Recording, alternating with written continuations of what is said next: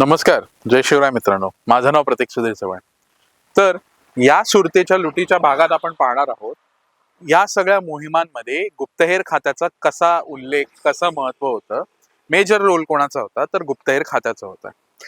तुम्हाला माहितीच आहे, आपल्या मागच्या सिरीजमध्ये पण आपण पाहिलंय की बहिर्जी नाईक हे आपल्या गुप्तहेर खात्यात त्यांनी कसं सांभाळलं, ते सुरुवातीपासून ते प्रमुख पदापर्यंत त्यांची वाटचाल कशी होती, आपण माझ्या मागच्या सिरीजमध्ये पाहिलेलंच आहे. तर प्रत्येक मोहिमेची गरज गुप्तहेर खातं ही होतच, कारण मोहिमेची पूर्वतयारी ही पूर्णपणे गुप्तहेर खात्यावरच डिपेंड असेल. कोणाचा मेजर रोल असेल तर तो गुप्तहेर खात्याचाच असेल. आणि आपल्या गुप्तहेरांमध्ये फक्त आपले लोक नव्हते हो, यामध्ये इस्लामिक धर्मगुरू होते, त्याचबरोबर परदेशी अधिकारी, परदेशी व्यापारी, सिद्धी लोक ही सगळी गुप्तहेरमध्ये आपल्या होती, बरं का. तसंच याचा उल्लेख हा कुठल्याही मनगडन कहाणीने नाही सांगत आहे मी, ह्याचा उल्लेख मेहेंदळे सरांनी करून ठेवलेला आहे. तर त्यातला पहिला उल्लेख असा आढळतो की 1679 साली किंवा 1669 साली मोघीर बिहार मधून 2 पोर्तुगीज लोकांना मोगलांनी महाराजांचे हेर म्हणून अटक केली. म्हणजे पोर्तुगीज महाराजांचे हेर होते.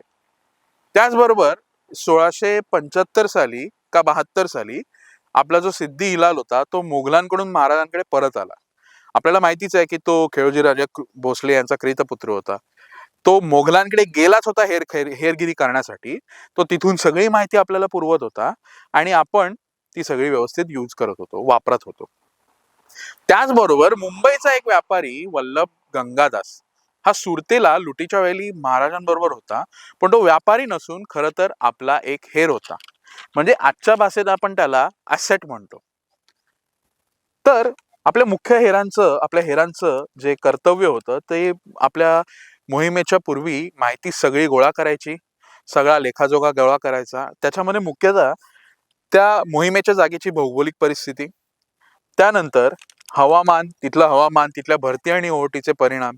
मुख्यतः आपल्या ज्या स्वाऱ्या झाल्या त्या समुद्रकिनारी असलेल्या व्यापारी शहरांमध्ये झाल्या, त्यामुळे भरती आणि ओहोटीचं जे काय परिणाम होणार आहेत ते सुद्धा महत्वाचे होते. त्यानंतर तिथली मुलकी आणि लष्करी व्यवस्था कशी होती हे पाहणं गरजेचं आहे. तसंच तिथला सर्वात धनवान व्यक्ती कोण आणि त्याची धन ठेवण्याची पद्धत काय, त्याच्याकडे किती एक्झॅक्ट धन आहे हे सुद्धा आपल्याला माहिती असणं गरजेचं होतं. म्हणजे असं सांगितलं जातं, बहिर्जी नाईकांनी विरजी वोराच्या खिशामध्ये किती रुपये आहेत हे सुद्धा, ह्याची सुद्धा माहिती काढून आणली होती. म्हणजे विचार करा. त्याचबरोबर संभाव्य प्रतिकार क्षमता, त्या मुलकाची संभाव्य प्रतिकार क्षमता आणि त्यातले काय कच्चे दुवे आहेत ह्याची माहिती असणं आपल्याला मोहिमेच्या आधी खूप गरजेचं होतं. तर ही माहिती तुम्हाला कशी वाटली कमेंटद्वारे नक्की कळवा.